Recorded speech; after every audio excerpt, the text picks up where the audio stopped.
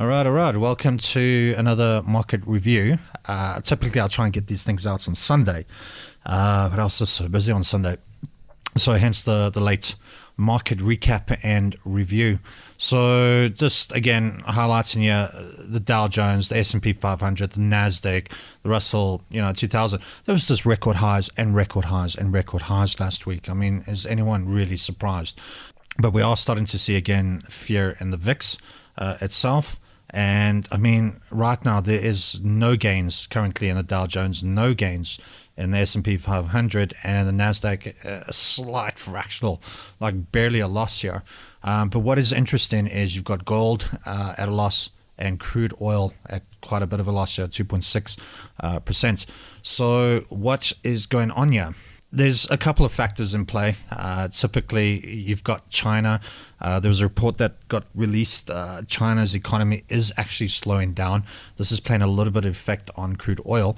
However, if we have a look and see what's happening in the Middle East, we've got Afghanistan. Again, just US takes control of Kabul airport to evacuate staff from countries. So, you got the Taliban coming in and taken over, which is spreading a little bit of fear into the markets. Now, typically, geopolitical issues don't really spill too much over into the stocks and so forth, but currently, lately, they have been.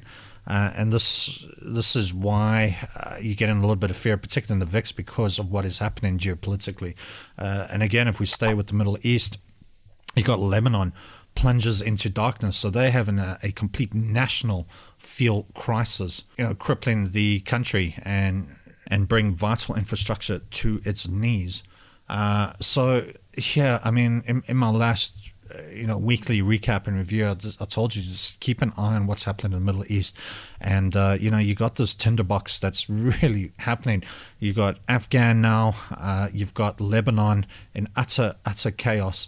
And then, of course, you've got your sworn enemies between Israel and Iran. It's just such a tinderbox.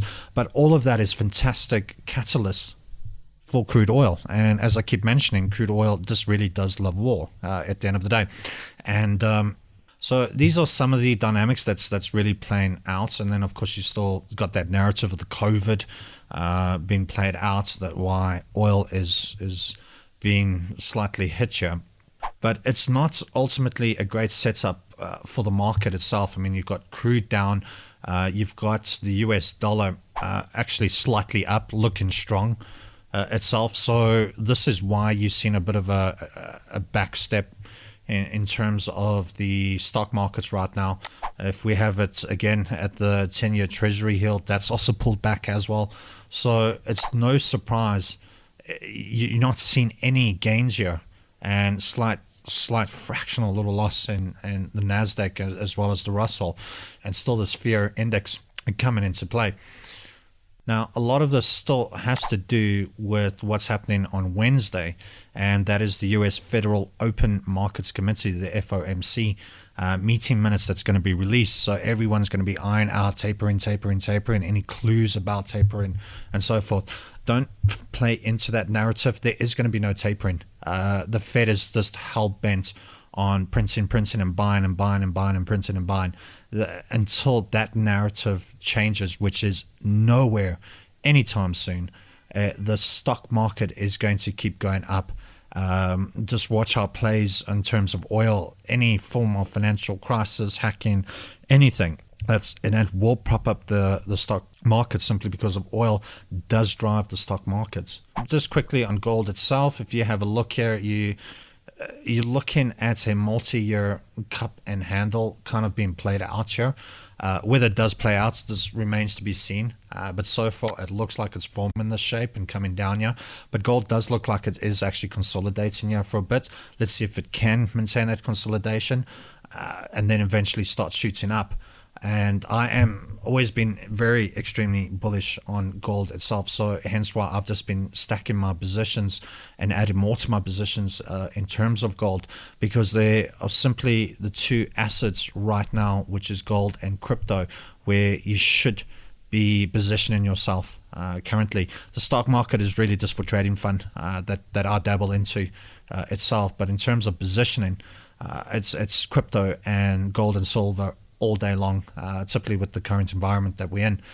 Gold and silver is been historically suppressed, and they will break out. They will have their moment. And speaking about crypto, let's have a look here. And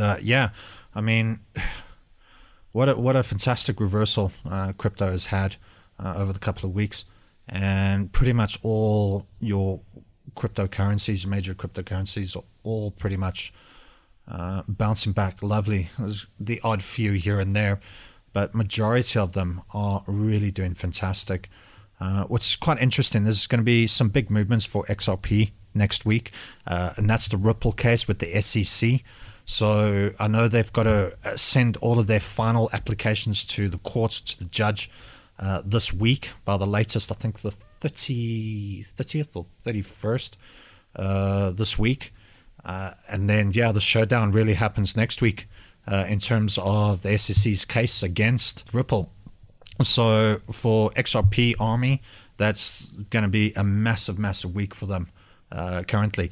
So, but I'm loving Bitcoin. Ethereum's got some very interesting news. So Microsoft wants to use Ethereum blockchain to fight piracy. So this is really good positioning for Ethereum itself. So I'll put this link in this article in the description, so have a good read. But it was Microsoft with some university and looking at ways to combat piracy, and they've identified the Ethereum blockchain as a potential solution for that. So it makes for quite an interesting read.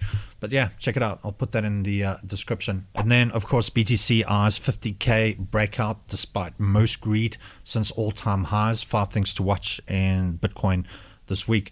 So, look, it could potentially pull back and then shoot back up. It goes up, comes down, goes up, comes down. That's just how it is. But ultimately, the trend is up. And there's just so many fantastic fundamentals geopolitically. Everything is just setting up for Bitcoin to break its all-time highs, and it will break its all-time highs.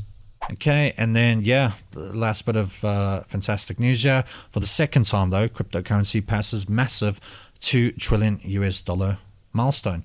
So fantastic for cryptocurrencies, and this itself will end up going higher as well.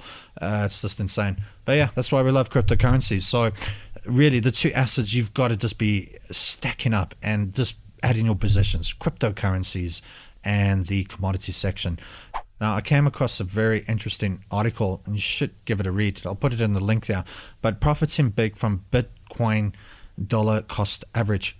And what's really cool here is, for those who don't have the stomach for trading, because you've got to understand cryptocurrency is high risk. It is extremely volatile, and you're going to get burnt.